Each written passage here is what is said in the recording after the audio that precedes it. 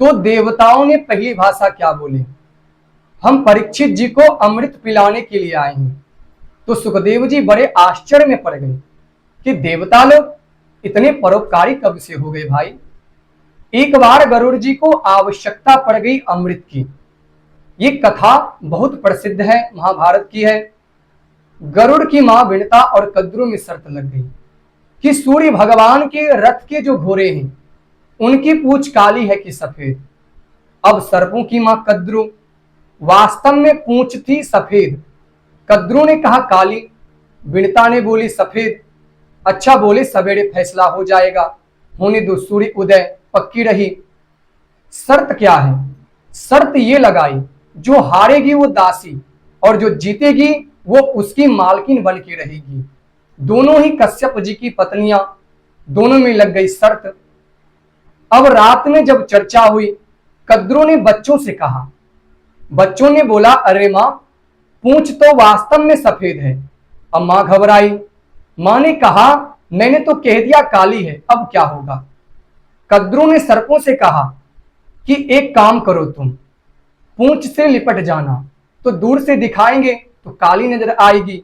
बस वैसा ही हुआ।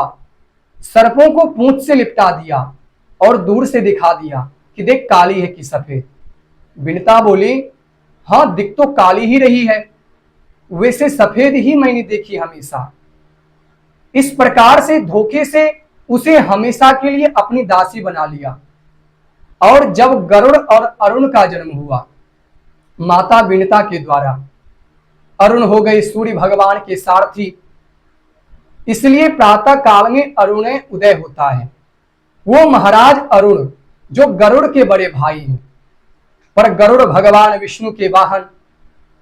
एक बार गरुड़ जी अपनी माता से कहा, मां आपका ये पुत्र गरुड़ सब प्रकार से शक्ति संपन्न है और साक्षात श्री हरि विष्णु को अपने कंधे पर बैठा करके विचरण करता हूं, पर मुझे आपके कारण इन सर्पों की दासता करनी पड़ती है। और मां इस दासता से हमें कैसे मुक्ति मिलेगी? मां ने कुछ नहीं कहा। एक दिन विनता ने पूछ दिया कद्रू से कि बहन तू ये बता, मुझे दासता से कब मुक्ति दिलाएगी? कद्रू ने कहा एक शर्त पर मुक्त कर दूंगा। बोले क्या शर्त? बोले तुम्हारा बेटा यदि स्वर्ग का अमृत ले आवे और हमको सौंप दे तो हम तुम्हें दासता से हमेशा के लिए मुक्त कर देंगे। ये बात गरुड़ जी तक पहुंची। गरुड़ जी ने अपनी माता से कहा मां आप चिंता न करो, आपको दासता से मुक्ति दिलाने के लिए मैं कुछ भी कर सकता हूं, आप केवल आज्ञा दीजिए। मां ने कहा ठीक है जाओ। अब गरुड़ जी जब उड़ करके गए देवताओं के पास, देवताओं के सामने अपनी समस्या रखी कि मुझे अमृत की जरूरत है, दीजिए। तो देवराज इंद्र वज्र लेकर के लड़ने को खड़े हो गए। खबरदार जो अमृत को हाथ लगाया तो सर्पों को अमृत पिलाने ले जाओगे। गरुड़ जी ने कहा कुछ भी करो, हम अपनी मां के लिए, मां को दासता से मुक्ति दिलाने हेतु अमृत तो लेके ही जाएंगे। तो देवराज इंद्र ने कहा तो हाथ तो लगा के तो देखो। बस दोनों में तनातनी हो गई। भयंकर युद्ध हुआ। उस युद्ध में देवराज इंद्र ने वज्र का प्रयोग कर दिया गरुड़ जी के ऊपर। वज्र का सम्मान रखने के लिए गरुड़ जी ने एक छोटा सा पंख अपना गिरा दिया और गरुड़ जी ने कहा देवराज इंद्र से कि तुम्हारा ये वज्र मेरा कुछ भी नहीं बिगाड़ सकता। जब उठा के चल दिए अमृत कलश तो देवता घबरा गए।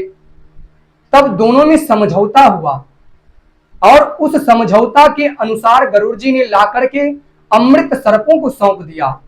और गरुड़ जी ने कहा कद्रू से कि देखो हमने अमृत कलश ले आकर के तुमको सौंप दिया, अब हम और हमारी मां दासता से मुक्त हुए। कद्रू ने कहा हाँ बिल्कुल हुए। जैसे ही सर्प अमृत पीने दौड़े, गरुड़ जी ने कहा रुको रुको भाई, पहले स्नान कर लो, नहा धोकर के पवित्र होकर के आओ, ये अमृत है, ऐसे ही नहीं पिया जाता है। तो सर्प ने कहा ठीक है, नहा धोकर के पवित्र होकर के आते हैं, फिर अमृत को पिएंगे। जैसे ही सर्प स्नान करने को गए, देवराज इंद्र तुरंत अमृत कलश लेकर के गायब हो गए। सर्प देखते ही रह गए, तो अमृत भी पी ना सके और अपनी मां को दासता से मुक्ति भी गरुड़ जी ने दिला दी।